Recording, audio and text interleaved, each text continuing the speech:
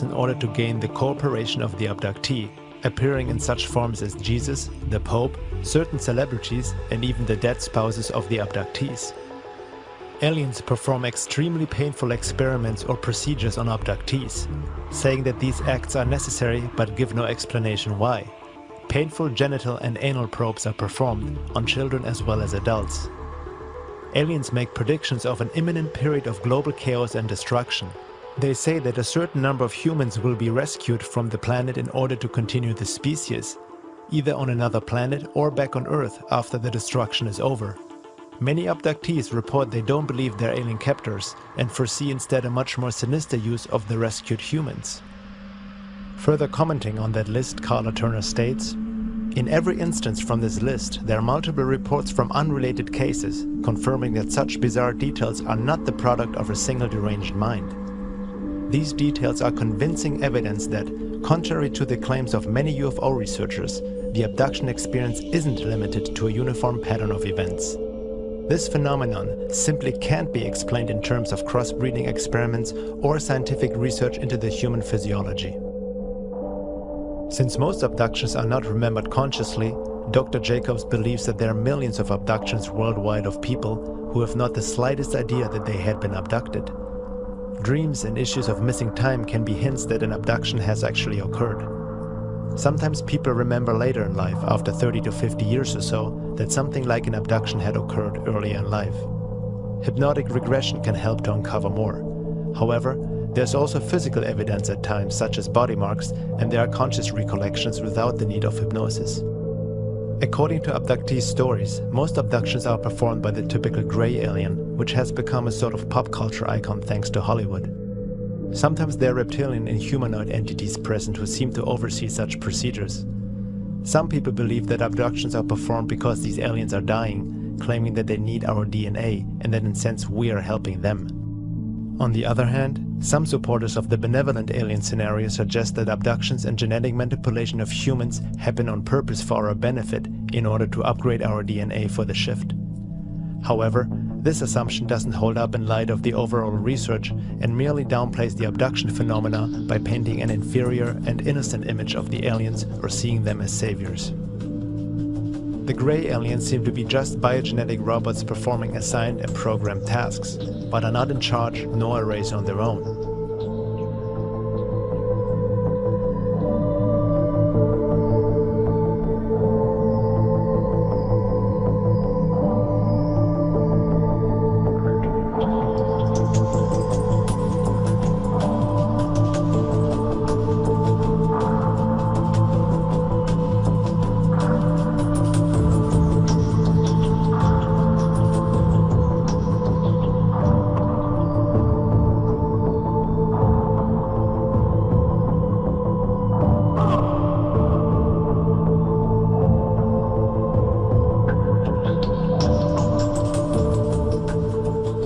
Greys have a tiny mouth slit, a resemblance of a nose and ears, but there's no suggestion that they use five sensory perception, eat, breathe, or use speech like humans do.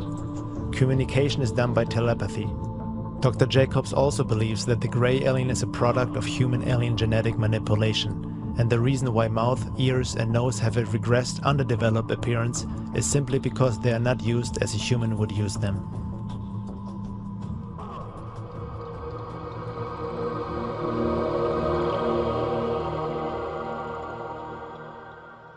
Stanton mentioned the need to hold ourselves to facts in this field, and I think that is extremely important. We should repeat that 10 times a day as we go through the work in this area.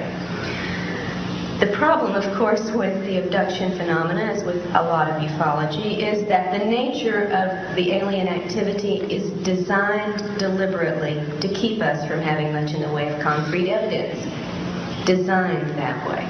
It is not an accident.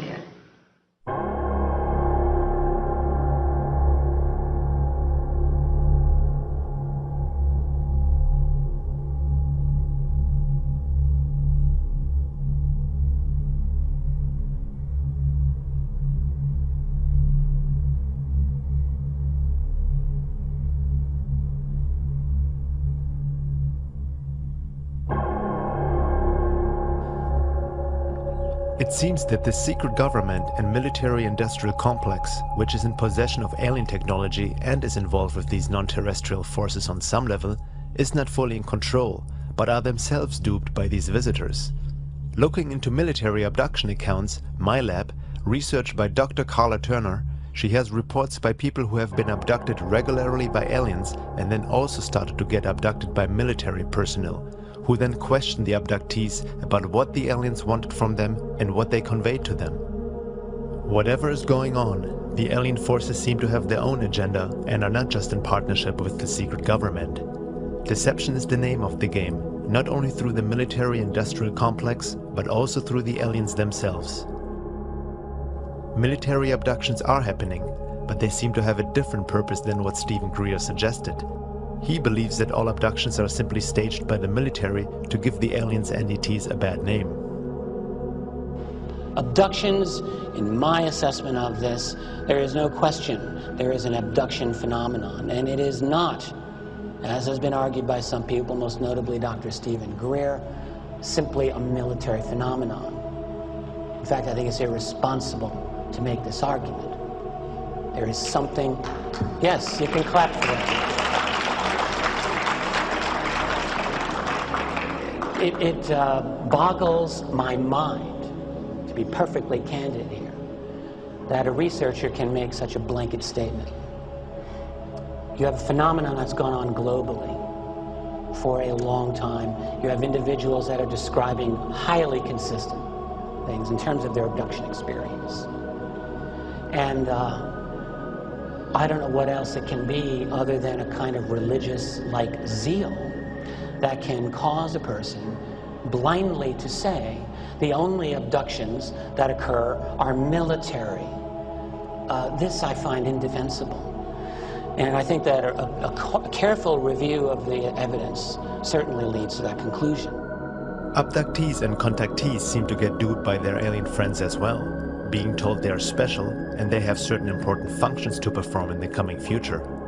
Some abductees claim that they have given permission for abduction through their unconscious mind and have developed a kind of a Stockholm syndrome, worshipping their abductors. What needs to be kept in mind is that these beings are able to create virtual realities, trigger emotions, and implant thoughts. I believe now that the reported and confirmed details in all of these reports are strong evidence against accepting consciously recalled alien encounter reports at face value because of the illusion capabilities, because of the screens, and because of the virtual reality technology that we have witnessed being manifest by these entities. I believe that if we build our theories on such information, the consciously reported information only, we're building on sand, on illusions that the aliens create for us, and I think to confuse and mislead us. Now, this is not to say, however, that all alien encounters are virtual reality events, because there is also plenty of very strong evidence for the physical nature of many of these encounters. So to be perfectly objective, the definition of abduction would have to include any event or scenario that is generated externally for the targeted person, whether it be a physical encounter, a virtual reality scenario, or a telepathic contact. Some people reported they felt this love when they had a UFO sighting. Well, looking a bit deeper into it all, a supposed feeling of love is by no means an indication that these are benevolent beings, considering they seem to be able to induce emotional states into humans at will. We can easily be emotionally manipulated, and we can be very impressionable beings. Movies are a good example of how sound and vision alone can make us laugh, cry, or be scared, let alone what hyperspace technology might be capable of that is clearly far superior than anything known to man. They can play any scenario to make the abductee feel as if it is a spiritual experience. Hence, many contactees claim these alien beings are benevolent, despite the fact that abductions happen against their free will to begin with. In order to fully grasp the topic of abductions, we need to let go of what we think is or is not possible, while watching our conditioned mind, which tries to explain away such experiences with basic culturally approved psychology or New Age spirituality. It is very important to understand the high strangeness of the UFO and alien phenomena. People who haven't really looked into it carefully paint pictures too fast, asking how all this could be possible on such a grand scale without anyone really noticing. They don't realize that a lot of this is a non-physical phenomena, dealing with a high-intelligence life form who might be a bit smarter than us humans and don't think like a human, that is able to pop in and out of 3D physicality, transcending time and space. They can insert thoughts, memories, emotions, and change appearances, such as past loved ones, Jesus, the Virgin Mary, Santa Claus, a Pleiadian, and so on, depending on the belief system of the abductee. This is further documented in Dr. Carla Turner's books Masquerade of Angels and Into the Fringe. In one case that I recount in Into the Fringe, James had mostly conscious recollections and almost no hypnosis. He remembered being drawn into the proximity of a beautiful Pleiadian woman who was very alluring and tender and almost seductive. She wanted him to come into her embrace.